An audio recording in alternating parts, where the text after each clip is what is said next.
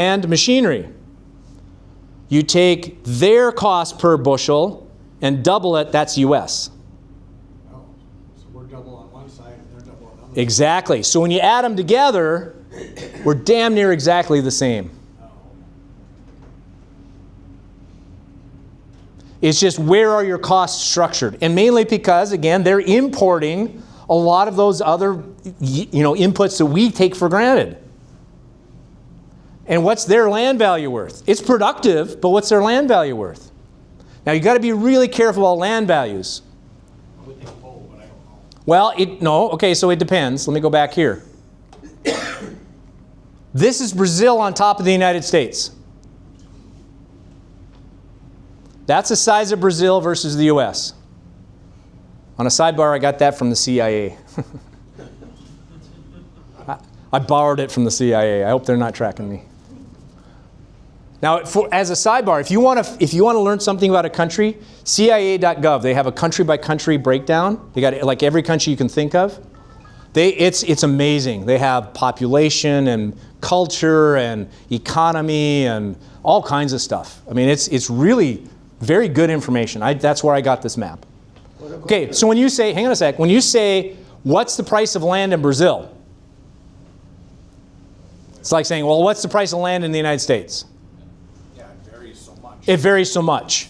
And so you got to be really careful. I mean, central Brazil, where they're growing a lot of their, so here's first crop corn, second crop corn. This is again Mato Grosso.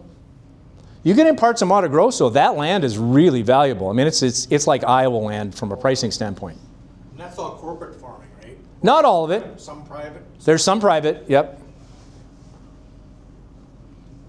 Okay, so I just want to be careful. So when you're looking at these researchers' reports and you hear something in the news, just be really careful because it's like my old story saying, well, it's raining in Brazil today. What does that mean? Not, yeah, where is it at? It's where is it raining? You got to be really careful of that, okay? Okay, so let me go back to where I was at because we're already an hour and a half into this. What about Brazil's gas and oil supply resources?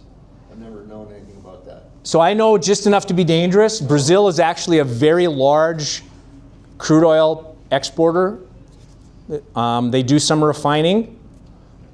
Just similar to Venezuela, they have state ownership of a lot of that, but they do have corporate ownership too. Isn't theirs offshore? That I don't know.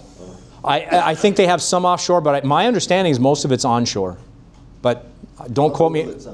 Okay, Google it sometime. Okay, so who buys U.S. grain? We're there. Okay, so let's go to soybeans. Ooh, big shock to everybody. China's number one. What's happened to the long-term trend? How about this year? This year versus the same time last year. Of course, this is our problem, right? I'm going to come back to that and talk about it in more detail. But let's look at the other countries. Who's number two? Mexico. Okay. About the same. Egypt, up a little bit. Okay. Indonesia, about the same. Japan, almost exactly the same. Spain's a little behind. Germany's about the same. ROW is about the same. The only reason we're behind this year is because of these guys. And that's not a surprise to anybody, right? So let me talk about the framework agreement. So what's a framework agreement? I have no idea either. I really don't. I'm sorry. Okay, so, but here's what I think happened. Okay, so the U.S. trade negotiators, Chinese trade negotiators, we've been at this for a while. This is, I mean, it's not, just because it's not in the news doesn't mean it's happening. So you've got the lieutenants, you got the guys working on all the details, and they run into a stumbling block and say, you know what, we can't come to a resolution. I'm not paid enough for this. Let's bucket up the system. It's above my pay grade. So President Trump, President Xi get together. They talk for about 2 hours, hour and a half to 2 hours at one of the economic conferences. They got a lot of stuff to talk about. I mean, they got Taiwan and computer chips and rare earth metals and electric vehicles and, oh, by the way, soybeans. So of the 2 hours they talked, how much do you think they spent on soybeans? 10 minutes. Yeah, if that. I mean, they talked about it. Okay, so after that agreement, after that meeting, the White House came out and said, well, we got a framework agreement. Here's the basic outline. And that's where they said, now, for a long time, the Chinese didn't say anything, but the White House said, this is what we agreed to, the framework agreement. They said, okay, China is going to buy a minimum of 12 million metric ton by the end of the year. Okay, when I say that, by the end of the year, what do you think? 31st of December. Right. If you live in China, when's the end of the year? When's your new year in China? 28th of February. The end of February. You see where the details count? That's what Ross wants. Okay, so everybody here said, oh, 12 million metric ton by the end of the December, that's a lift. So to give you an idea, 12 million metric ton, instead of this comma, put a period.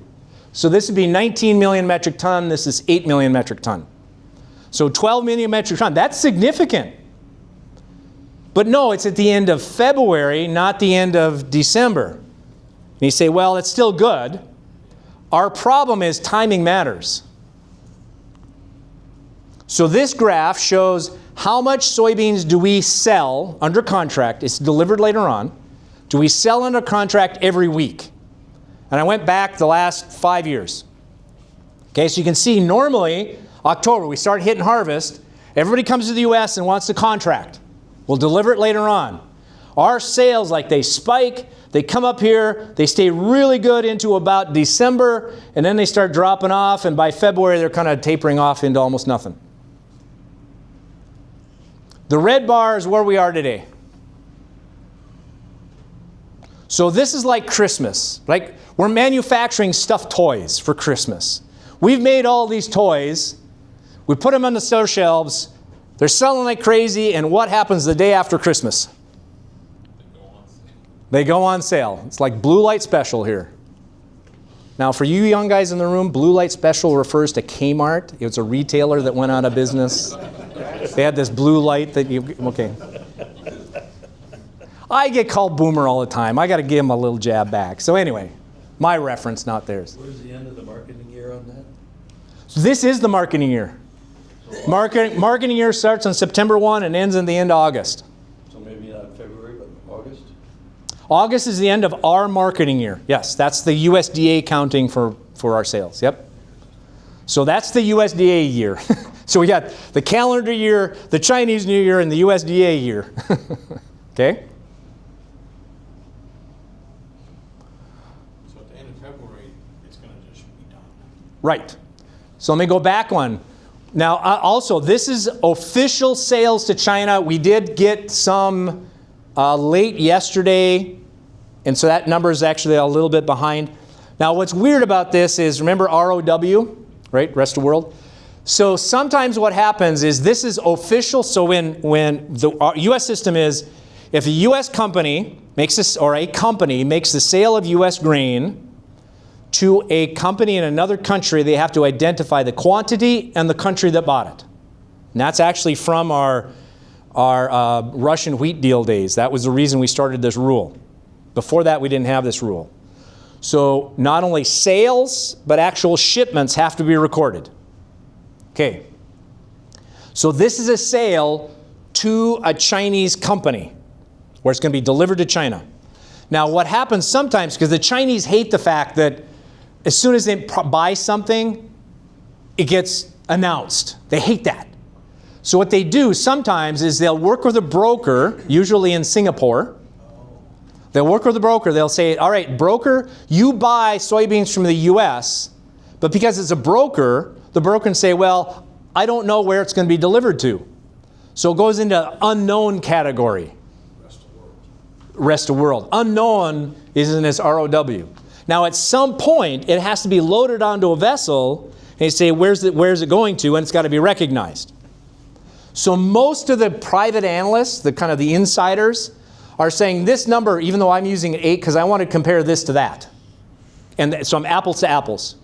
In the market, in the press, you've probably seen a number that's a little bit over 10. That's probably pretty close, because some of that unknown is going to move into the China category. They'll make it by the end of February. No problem. They got a whole month left. They got a whole month left. They'll make the 12 million metric ton. That'll be easy. But my problem is, that's the end of February. What happens after February? Because by February, what's going on in Brazil? I mean, they're harvest like hardcore harvest. Right now, they're just nipping. I mean, like 0.5% of the harvest is done. I mean, they're just barely starting. They'll be hitting the gut of harvest now in a couple of weeks. So is it easier, if I'm buying soybeans globally, is it easier to buy it off the combine or out of the bin? Off the combine. You see what's happening? I'm a little worried here. I'm a little worried. Now, the black line, we do have an opportunity. I mean, we've seen at least one other year where this held on longer than expected. Now, why did this happen, though? Probably the weather problem. Exactly. There was a drought. I mean, it got really, really dry in Brazil.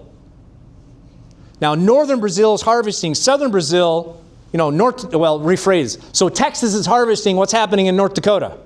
It's still growing. So it started getting hot and dry in the south, which is our north, because it's flipped, right? And they got really worried. So a bunch of countries came in and they bought extra just in case. And guess what happened here?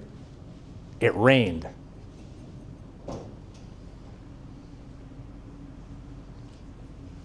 So the quickest way to get a V, a drought in Brazil.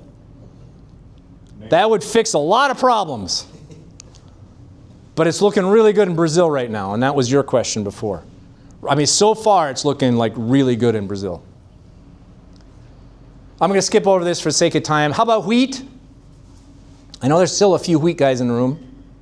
Who raises wheat? Like alligator arms, and nobody wants to admit it. Okay. Who's our number one customer? Okay. And how are we doing so far this year?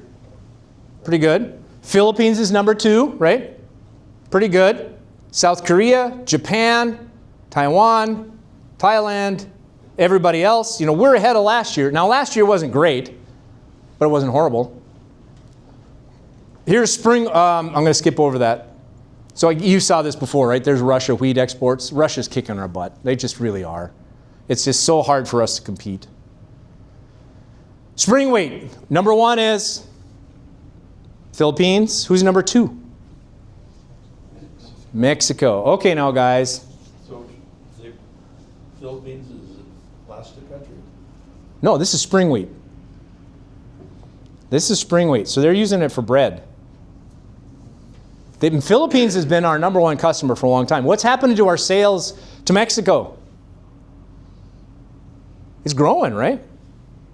So I just want to remind everybody, Mexico is our number 1 corn buyer, our number 1 wheat buyer, our number 2 soybean buyer, and our number 2 spring wheat buyer. USMCA is critical. Okay, trade with China is important, especially for soybeans. But I'm going to make the argument that trade with Mexico is more important for U.S. agriculture than trade with China. And we're starting to renegotiate USMCA right now. What bothers me a little bit, I really hope it's just like a posturing position, I don't know, but President Trump announced, he was interviewed, I think it was 2 days ago, he said, no, USMCA is irrelevant. We don't need it. Now, I think some of that is giving his negotiators some leverage to be able to... He does. Is that thing you just said on purpose? He does. But still, I mean, you plant that back in your head and you say, man, if the guy really believes that, I get a little nervous. Now, when did he say it? He was in Michigan at a Ford Motor manufacturing plant. And what was he doing? Campaigning. And what do we trade back and forth with both Canada and Mexico a lot on?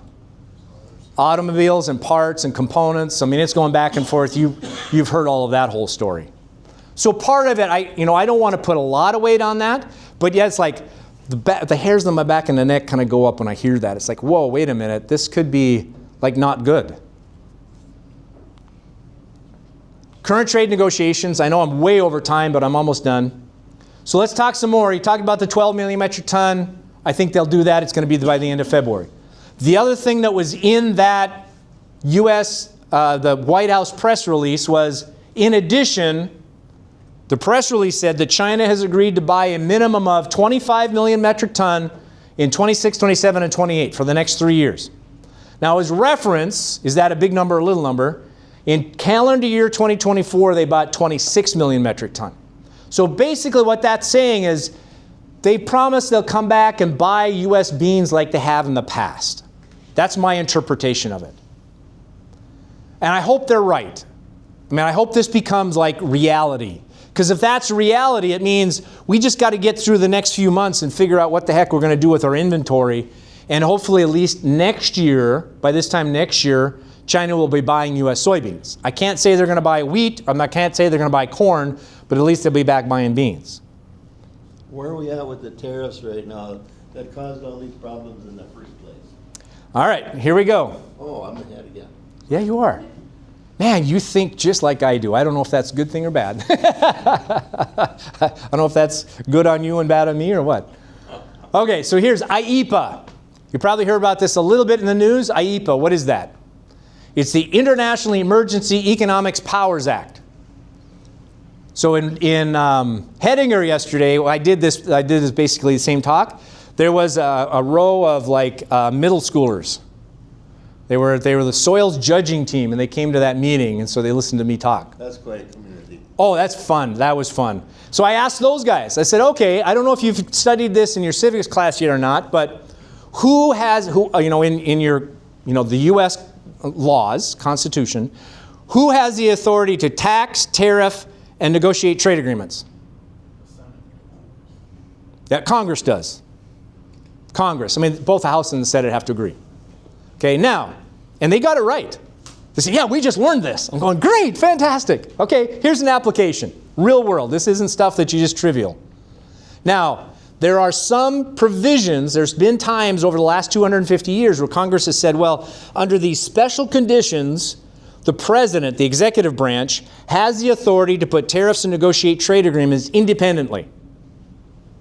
Now, usually it still has to be ratified by Congress, but sometimes not. So IEEPA is one of those. There's like 4 or 5 of them. This is kind of the newest one and the most broad. It's kind of the least well-defined. It's got the most fuzziness.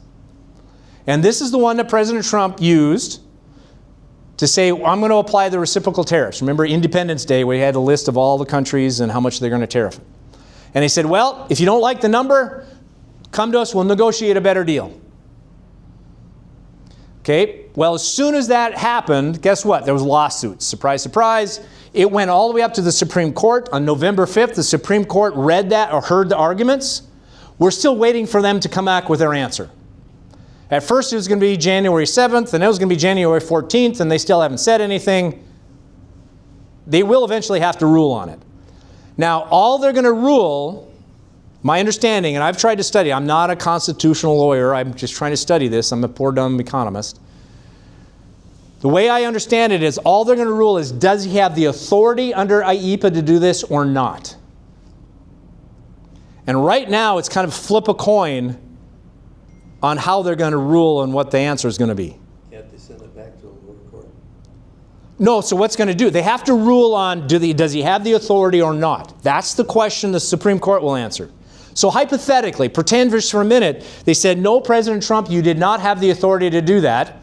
Then they will send it back to the lower court to say, how do we unravel this? Now what do we do? You guys figure it out. It's not our job. And if he does have authority, well, we push forward. And then what happens the next administration? Because now the president has authority, pretty broad authority under IEEPA to do a bunch of stuff. And that's what the Supreme Court's worried about. That's what they're wrestling with. It does sound like if the Supreme Court says, no, you don't have the authority, we do have to give the money back. The tariff money that's been collected, they got to give that part of it back. The other big question legally is, we've already renegotiated a whole bunch of trade agreements. I mean, we just signed another one with Taiwan. We got one with Japan, South Korea, a bunch of like Vietnam and Cambodia. We got one with Great Britain. We don't have one with the European Union. We're still working on that one. We don't have one with China, obviously. We don't have one with India. But what about the agreements we've already signed? Are they valid? I mean, he was using this to be able to negotiate those. I don't know. Well, if they're not tariff-based, they probably aren't. But if they're tariff-based, they're gonna be moot. Well, but he's negotiating the tariffs under this Powers He's Act. using that tool, Correct. but if. Because Congress is the one that's supposed to deal with and negotiate the tariffs and all that kind of stuff. He's renegotiating all of the stuff independently. I mean, there's a gazillion different, it's like, wow, I mean, blah, my head explodes. I wonder, or do you know, did he use the same law to impose the tariffs in 2018, or did he use a different law? No, he used a different one in 2018. So there's one that is for national defense purposes. That was what steel and aluminum tariffs. There's one for, there was another one, I forget the exact name of it, it's Section 232. On a national emergency, that's the fentanyl. He's more within the legal boundaries under those. Okay, guys, and this is not shocking. I'm not trying to make a criticism of President Trump, but President Trump's been known to push boundaries, right? Every day. Every day. He's constantly pushing. It's like a little kid, just constantly pushing to see where are the boundaries. Now, once he figures that out, he stays within the boundaries, but he's always pushing to figure out how much can I get by with. And I think this is another example of that. I've listened to a couple. I've been at national conferences where they have actually legal scholars have gone through and tried to explain this in common English, and they say, part of the problem is when Congress wrote this, it's very vague and fuzzy. So depending upon how you interpret the language legally, he might or might not have that authority. And again, now this isn't President Trump. This is like his staff, and he's got really smart people, and they figured out, well, we think you can get by with this much. And so let's find out. So just be watching for this. I don't know what's going to happen. Number one, I don't know what the impact is going to be on grain prices. It'll probably have a much bigger impact on oil and your 401k than it would be on grain prices, but I don't know. So where are we at in the futures? Let's come back to my V versus hockey stick. This is corn futures price going back to about 1990. It's not been adjusted for inflation. I pulled this morning at about 7 o'clock local time. So the little blue box, that's where corn futures was this morning. So the blue line, right? And then the other lines I drew in by myself. So this 1996 is in $1996. How many times do you see a V? 4 times. Yep, I got a couple of them, right? We can point to a couple of them. This is definitely one, right? We had a drop with a recovery. I could probably argue this was one. Maybe argue this was one. Maybe. I see a lot of hockey sticks. And in particular, again, the big one is this 2015 through 2020. Remember back to my chart? We had big inventories for like 5 years in a row.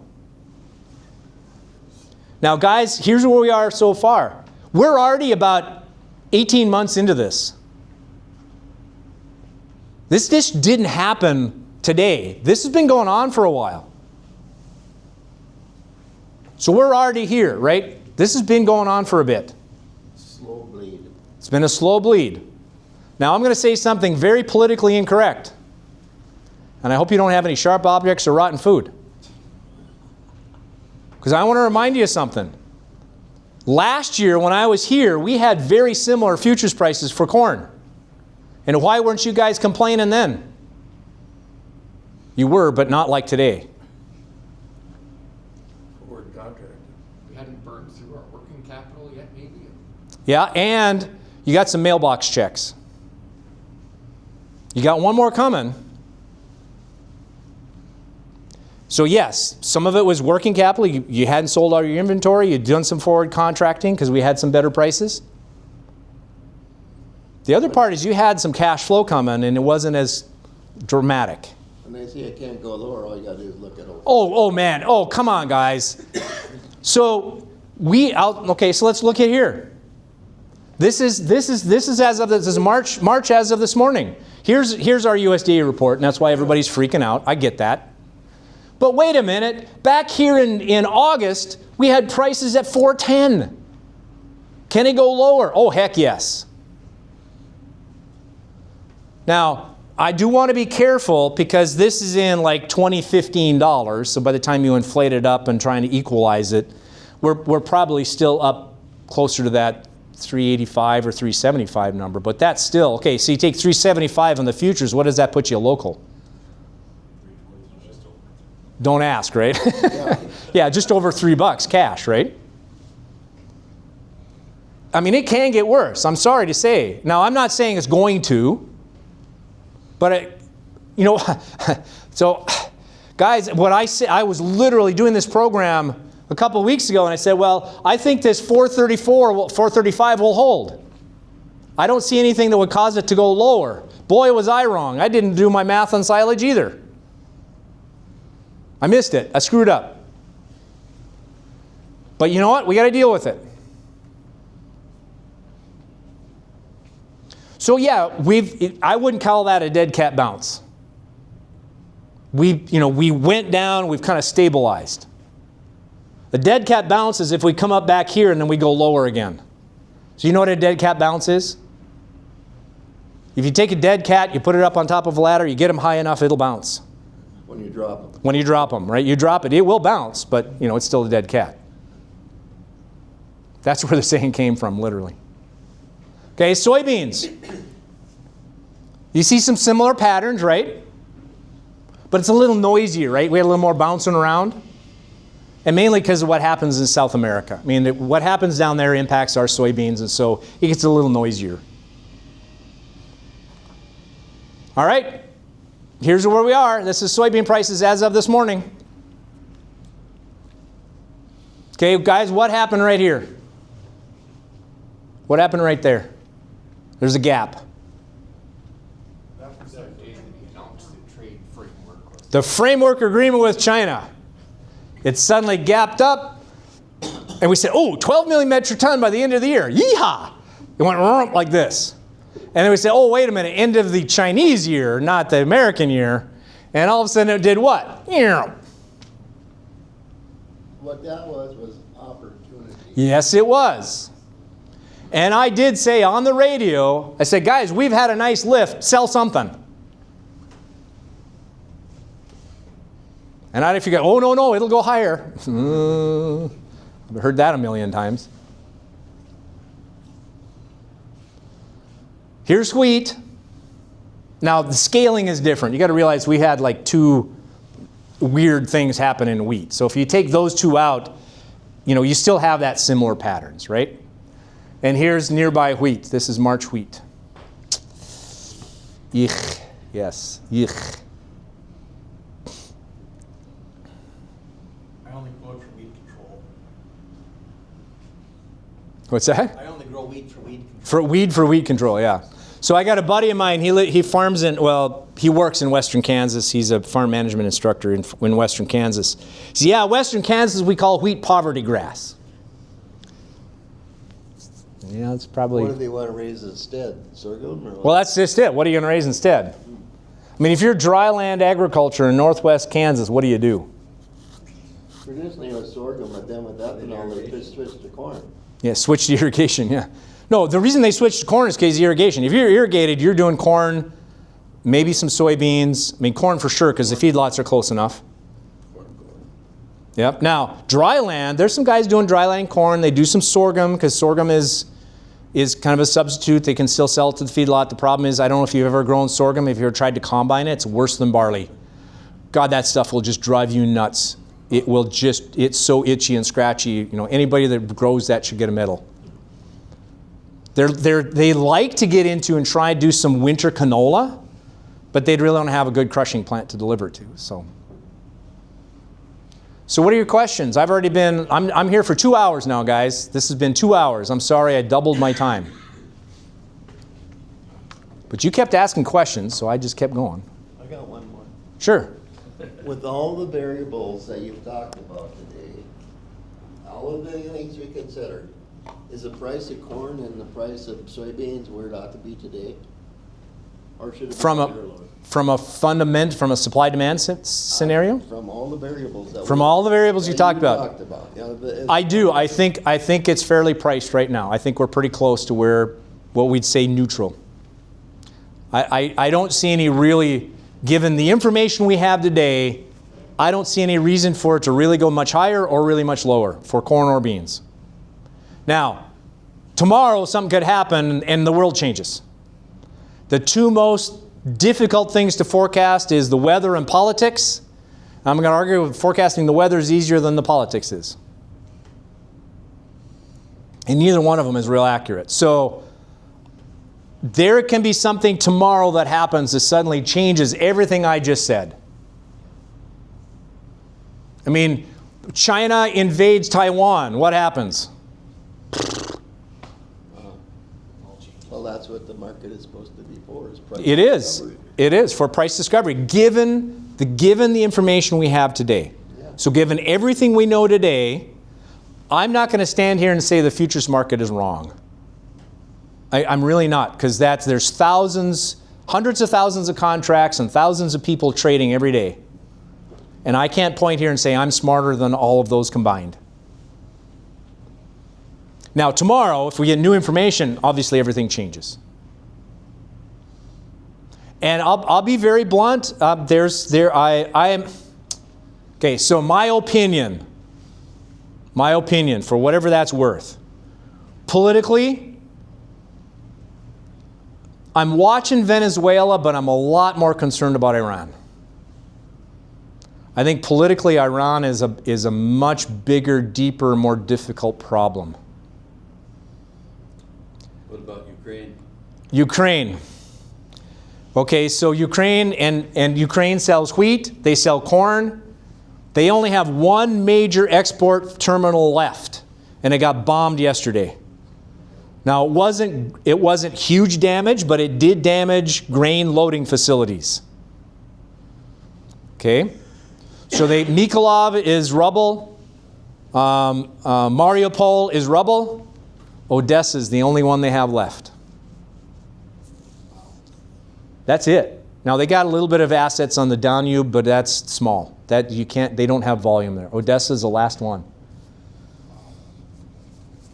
You think that Russia's gonna take over quite a bit of their land when this is done, or? They're negotiating that right They now. moved quite a ways, I think, in, I saw some map. where- Yeah, so I took the map out. I used to have a map of kind of where the boundary was.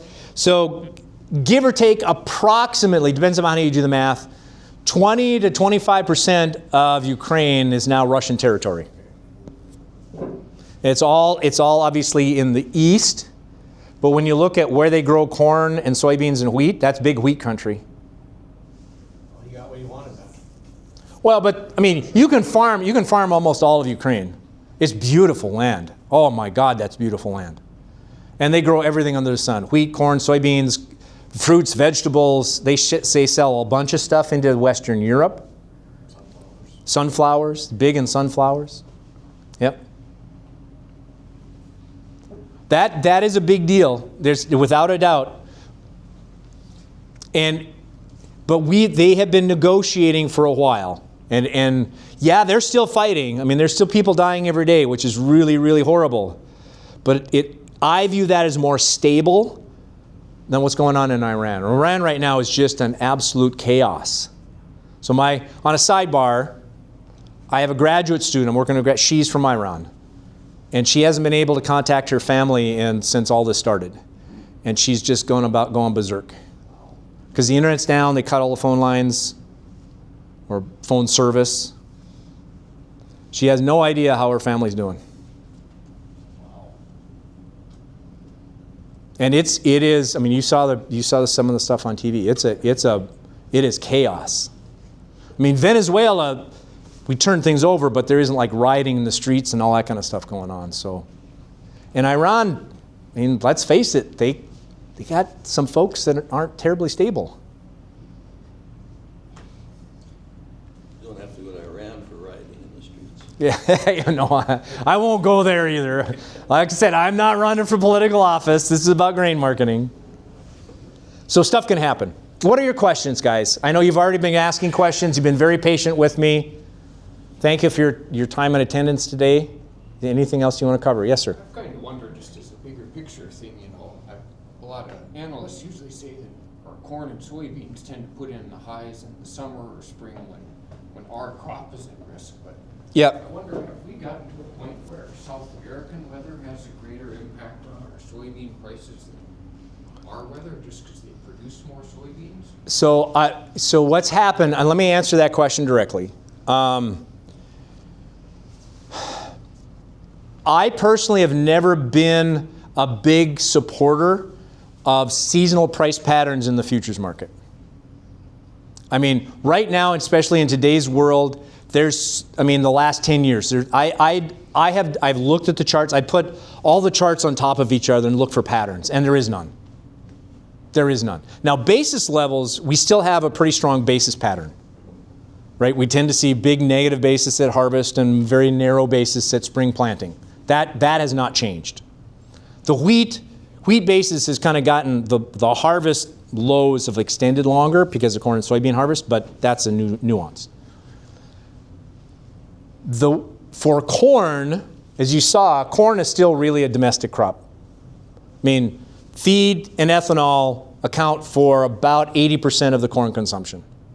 Exports are critical for pricing, but if we have a drought in the U.S. for corn, it impacts the price of corn. Soybeans, I agree with you, it's very different. A drought in U.S. soybeans will have a huge impact. It will have a larger impact than a drought in Brazil, but a drought in Brazil will be significant. So U.S., because it's a U.S. futures market, right? We're trying to price U.S. soybeans. So directly for the crush sector. If we have a drought in the U.S., it's going to impact the crush sector. You have a drought in Brazil, it'll impact exports, but not domestic crush. You see where I'm going with this, right? But I agree with your statement. Right now, today, weather in Brazil has an impact, without a doubt. Wheat is much more complicated because there's just so many wheat places out there. Anything else? You didn't even touch on the oscillation of the La Nina, El Nino. Okay, let's talk about that real quick. I'm not a weather guy. Talk to Daryl Richardson. Okay, but Daryl and I do enough meetings together. I've heard his story a couple times. And what does Daryl say about El Nino and La Nina? The current story? The current story. Okay. He says it's one of about 5 variables that impact our weather. So where is El Nino and La Nina? How do you register that? Where is that weather pattern? Pacific. The Pacific Ocean right off of, off of Argentina, Chile. This is southern hemisphere. This is between South America and Australia. There's a loop of water in there that they measure. That's El Nino, La Nina. Okay, so sea temperatures in southern Pacific, how much does that influence our weather in North Dakota? More than you would know. No. Not much. Oh, I don't agree. But that's So you got the Pacific Decadal Oscillation, you've got the Atlantic Decadal Oscillation. You also have there's an Arctic one. So it's all about airflow. And then there's one over the Indian Ocean that impacts China, and half the time, it's about they call it decadal, meaning it's a decade long. There's about 5 years it flows like this, and about 5 years it flows like that.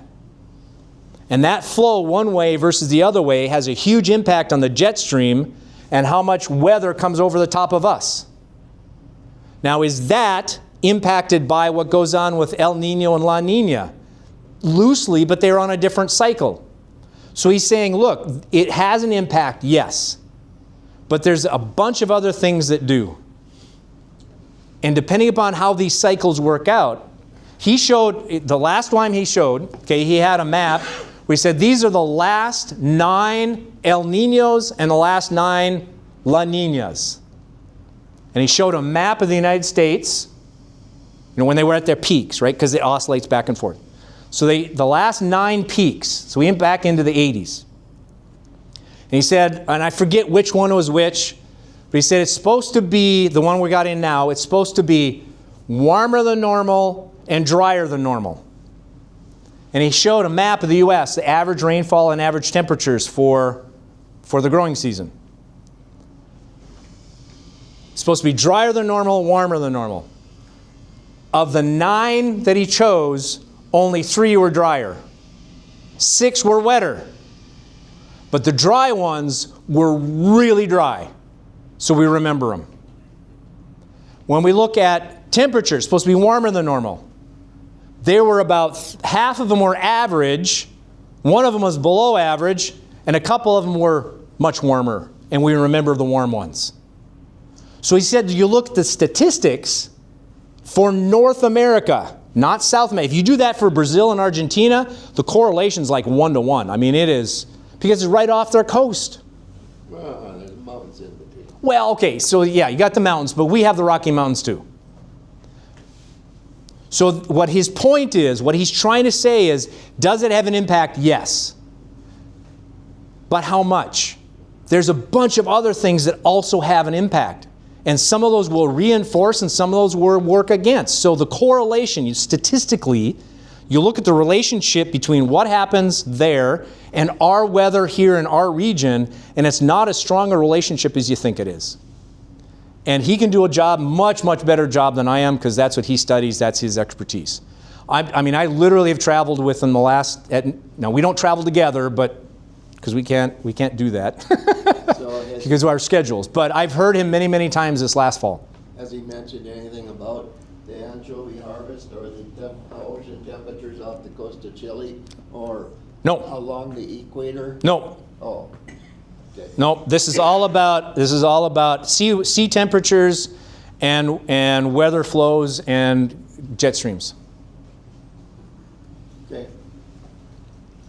I'll have to look it up. Yep, look it up, call Daryl. He'd be happy to talk to you. I know he's a good guy. He is a good guy. Any other questions? We go back to your soybean stocks to use ratio. Yep. Slide.